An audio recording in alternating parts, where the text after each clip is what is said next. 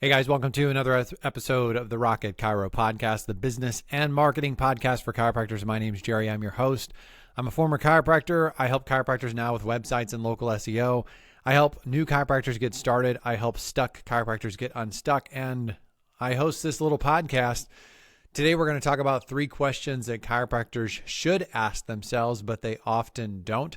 I get asked a lot of questions by chiropractors, and although many of them are good, some of them are just focused on the wrong thing. And I think that we can all get guilty of this, where sometimes we think something that is really important and really urgent is like the thing you get like super laser focused on. But the reality is that you're sort of asking the wrong questions. Now, I don't think that these are the only 3 questions that chiropractors don't ask themselves, but they should. But I think that these are 3 big questions that if you've never sat down, looked yourself in the mirror and asked these questions, you're probably doing yourself a disservice. And I think you're probably making your practice and your life harder than it has to be. So that's what we're going to unpack on this episode of the Rocket Chiro podcast. Now, before we get into that, I do want to remind you guys, if you would like me to look at your website and SEO, just free of charge, just give you my assessment, recommendations, I'll be happy to do that. You can go to Rocket Chiro and request a website and SEO review. I'll show you how you compare to other chiropractors in your area. I'll give you some recommendations. I'll let you know if I can help you or not. But no pressure, no obligation, no name calling, nothing like that. Most people are pretty blown away by the amount of information that I give them. If you want to go beyond the podcast and you want some help, more access to me, some more in-depth trainings, check out my Next Step program. It's great for chiropractors that are getting started. It's great for chiropractors who are feeling stuck. If you'd like me to help you with your website and local SEO, you can do that. Reach out to me through Rocket Chiro as well. I don't want to keep beating that to death, but if nobody does that, then I have to stop podcasting and I got to get a real job. So let's not let that happen. If I can help you, I'll be glad to help you. All right, so let's talk about this. This is in no particular order, but these are 3 things that I think you should ask yourself, and if you haven't, we should. So first thing you should be asking yourself is, why do I really need XYZ? Now, XYZ is just a space holder because this applies to office space. We've been talking about micro practices a lot. Why do I need a certain amount of office space? Why do I need certain softwares and technologies? Even something like a website. I talk to you guys about websites all the time. A website's not a space holder. If it serves no purpose for your practice, if it's not a net positive for your practice, whether you're doing it yourself, I'm doing it for you, or somebody else is doing it for you, if it's not a net positive, then you don't actually need it. And therefore, whether you're spending $30 or $40 a month on hosting, or you're spending $300 or $400 a month for some fancy chiropractic website, it's a waste of money. And this is true for all of the things that you do in your practice, whether it's the amount of space. Do you really need 3,000 square feet? Do you really need a standalone building? Do you really need certain softwares and technologies? Things like reputation management. You could pay someone, and people do pay me, where it's like, I'll send out text to your patients asking them for reviews. Well, there are certain chiropractors that you have a small enough practice, like you don't really need that. Like you need better systems within your practice, but you don't need to pay someone to do that for you. It's just a waste of money. Even things like social media. Why do you have social media? Do you need it? A lot of chiropractors come to me and they say, I know I need social media, but they've never even asked themselves, like, why do you need social media? Like, what's the point? Are you just getting it to get it? Are you just having it to have it? Are you just going to pay someone to post on your social media account just recipes and quotes from Einstein that have nothing to do with anything that you do? That's not a smart way to use that. And if you don't know why you need it and why it's ultimately a net positive for your practice, those are things you should say, well, maybe I don't need it, and maybe I'm going to cut that out. Maybe I'm going to save myself some money. Maybe I'm going to simplify. Or if you come to the conclusion, I do need it, but it's not a net positive right now because I'm not doing it properly, I'm not doing it the best I possibly can, then you can go down the path of figuring out, how do I do this thing better? This is true for social media, which I already said, certifications. Like if you're hell-bent on getting a certain certification, do you really need that? Certain services that you have to offer, like, my chiropractor offers these 5 services. With the micro practice, like maybe you don't need to do anything except adjusting. Are you just trying to add time and add services because you think you need it, but you've never asked the question, like, Why do I need this? Do I really need it? So that's a question you should be asking over and over again with all of the stuff that you're encountering as a chiropractor, as a practice owner, small business owner. Do I really need this? Because we live in a world where there's so much available to you from the standpoint of certifications and people offering to help and software and techniques and this gadget and that gadget. You can get really, really overwhelmed, and you can find yourself in a situation where you just are paying for a bunch of things that you need or think you need, and you don't actually need any of it or need very little of it. Question number 2, why would someone pick me? A lot of times when I get approached from an SEO standpoint, like people will say, well, I just need to be more found. And when I do website and SEO reviews for clients, when I tell you guys, hey, you can have me look at your stuff, there's 2 questions I'm trying to answer. Is this chiropractor being found? And then what do people find when they find the chiropractor? If you are the most found chiropractor in your area, like you have the best SEO, you show up the highest in all the searches, I know that there's a certain benefit that comes from that. It's a tremendous benefit. But if nobody chooses you, like if you sort of just have a garbage message and nobody's clicking the schedule appointment, nobody's calling your office, like it's not resulting in butts in the seat. It doesn't really matter that you're being found. And so the question I think a lot of chiropractors don't ask is putting themselves in the prospective patient's shoes and saying, why would someone choose me? If I was looking for a chiropractor, would I go to my website and come to the conclusion that I found the right chiropractor? Would I understand what value that this chiropractor offers? Am I making it easy and straightforward process to schedule an appointment? Because people do what's easiest over what's best all the time. Do I have a clear message? Have I built trust? Are people picking you because of your location? It's easy to find. It's convenient. Are people picking you because of you're on their insurance plan or because you're the cheapest chiropractor? Are they picking you because you've built trust or you've built a reputation, an authority within your area? Is it because of your expertise? Is it because of your popularity? You're popular on social, like that can benefit. That's why some people pick a chiropractor. Is it because you're making it easy and simple? Is it because of a specificity? Maybe someone's been frustrated with chiropractic and they're going to you because you offer a different type of chiropractic, like upper cervical or something like that they're willing to try, or maybe gets a better result with some of these little niche things that maybe don't respond quite as well to general chiropractic as they do to upper cervical. Maybe that's why. Maybe it's because you have a clear message. I know chiropractors who are more kind of traditional, dislike places like the back pain clinic, but the back pain clinic has a really clear message. Nobody's unsure about what the back pain clinic does. So are people picking you just because you have a clear message? Maybe it's the services you offer. Somebody's looking specifically for acupuncture or something else. And I can't answer this question for you, but you really should be able to, you need to think about this. And this is really where the whole idea of trying to be everyone's chiropractor falls apart. Because if you're trying to appeal to everyone, you generally appeal to no one.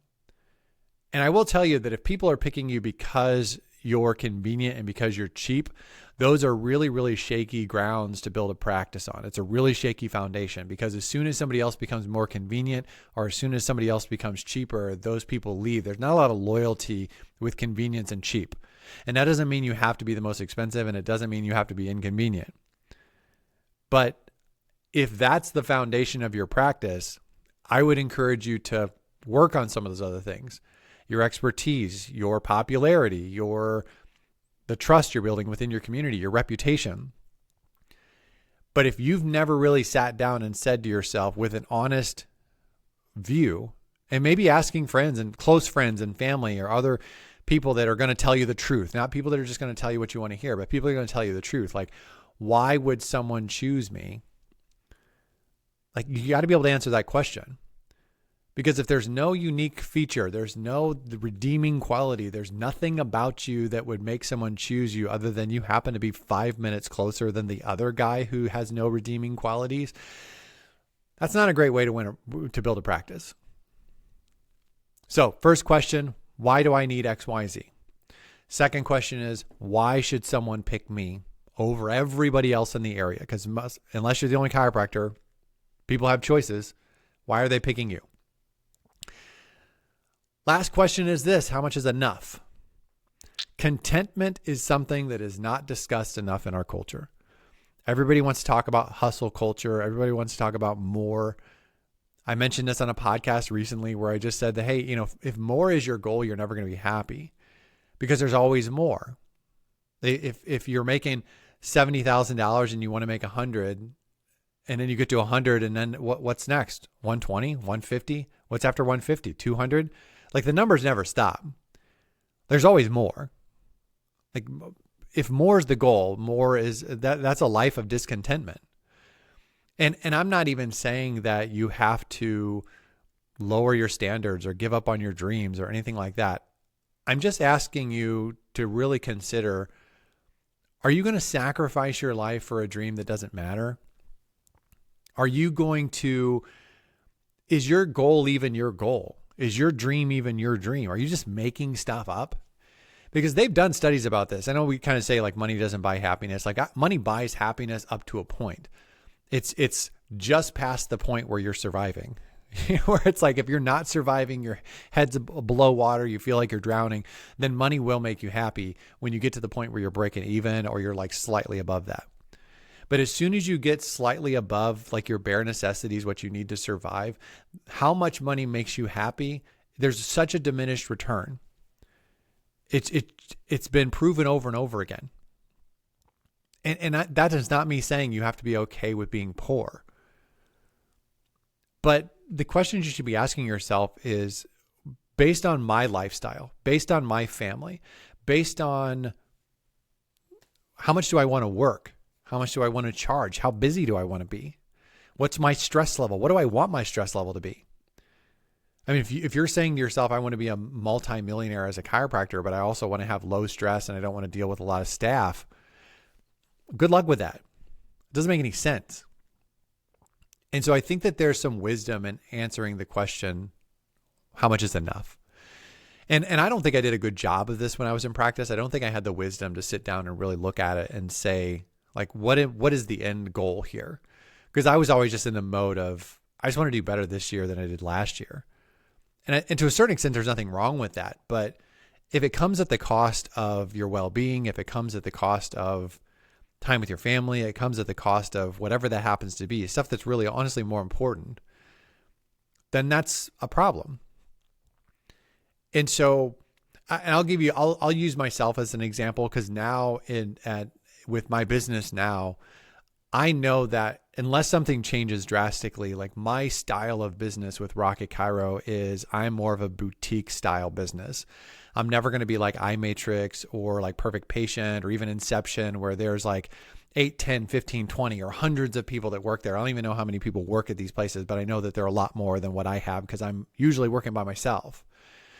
And I prefer this. I like the pace. I like the flexibility. I like the low stress. I also know that I'm never going to be a millionaire doing what I'm doing. And I'm okay with that. And so I also know that there's going to come a point, unless something changes, which it might, but unless something changes, there's going to come a point where I basically stop taking on new clients, or I have like a waiting list for new clients, because I just don't want, I don't want to exceed beyond what I can do from a quality standpoint for my clients. And so I kind of know in my brain, like when I'm approximating that point. I'm not there yet, but there is a point that I can see from where I am that I'm going, at that point, maybe I podcast less. I don't know. Maybe I don't podcast at all. I don't know. Like maybe stuff changes. Maybe it doesn't. I don't know. But there does come a point where I'm sort of just like, yeah, this is kind of what I'm shooting for. And this is cool. Like, I don't need more. So how much do you need to live on? How big of a house do you want? What kind of car do you want? I can't answer that question. But if you can't answer the question for yourself, I mean, I can't answer the question for you, but if you can't answer the question for yourself, that's a problem. I got a pretty good idea where I'm at on that. And it allows me to have a really specific goals that I'm shooting for. It allows me to work on my own contentment. It allows me to exercise self-control, because with what I'm choosing to do with my business, that means I can't go buy a Ferrari because I want to buy a Ferrari and it's a cool car and it's just kind of whatever. And no concern, whatever. Go buy a vacation house, go do whatever. I'm just going to spend money like a drunken sailor. I can't do that. And most people can't do that. You have to live within your means. Now, the beautiful thing about being a chiropractor who has your own practice is what your means are is a lot dependent on you. And you're not stuck in an Amazon job where it's like you have to hope that you're going to get a raise. Like, you can work harder and you can be more efficient and you can add more services and you can do stuff where it's like, hey, if you're making 70 and you want to make 150, you could do that. The potential is there. If you're making 150 and you want to make 250, the potential's there. I just think it's a good idea to stop and ask yourself, what am I shooting for? How much is enough? I think it's a good idea. So those are the 3 questions I want to encourage you guys to ask yourself here in the near future. Why do I really need such and such? X, Y, Z. Why would someone pick me? And then how much is enough? Like, what am I building here? What am I shooting for? What is my life? What do I really want my life to look like? Holistically. Time, stress, money, all of it. I'm done. I'm out of here, guys. That's it. That's all I got to say. Thank you for listening. Thank you for subscribing. Thank you for sharing the podcast. If you know someone who doesn't listen to the podcast and you could share it with them, I really appreciate that. If you want to leave a review in Apple Podcasts or on Google, I'd really appreciate that. If you want help with your website and SEO, reach out to me through Rocket Chiro. I will help you however I can. I'm done. I'm out of here. I will see you guys on the next episode.